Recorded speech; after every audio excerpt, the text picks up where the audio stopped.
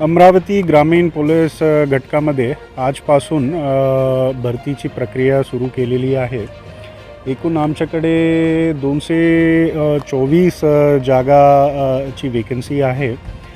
त्यापैकी जे अर्ज आलेली आहे ते एकूण 22,000 अर्ज आलेली आहे. त्याप्रमाणे आजपासून आम्ही भरती सुरू केलेली आहे. आज पहिला दिवस आहे म्हणून आम्ही फक्त 800 उमेदवारांना बोलवले आहे आणि नंतर 1-2 दिवस नंतर आम्ही मॅक्झिमम 2000 प्रतिदिवस असा बोलवणार आहे आणि उमेदवाराला त्यांची डेटप्रमाणे महा-आय-टीकडून त्यांना इन्फॉर्मेशन भेटणार. ते झालं की इकडे आम्ही ग्राउंडवर सगळे व्यवस्था जे आहे ते केलेली आहे.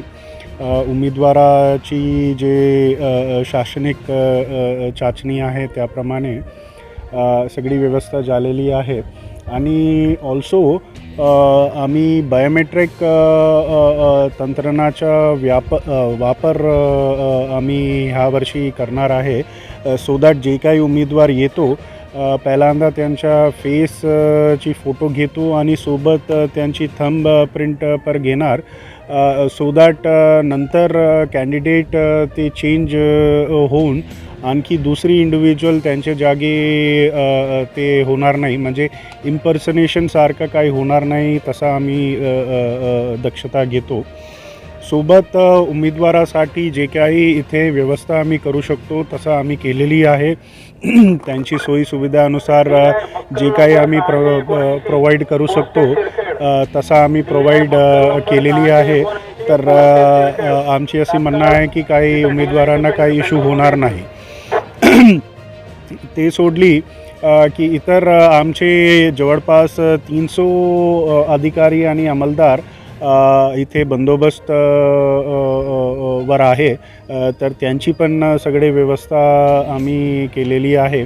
अँड आय एम शुअर की आमची टीम जे आहे हे पूर्णपणे आम्ही ती भरतीची प्रक्रिया जे आजपासून सुरू केलेली आहे आणि 26 फेब्रुवारीपर्यंत जे ग्राउंडची प्रक्रिया आहे त्यापर्यंत ते चालणार आहे.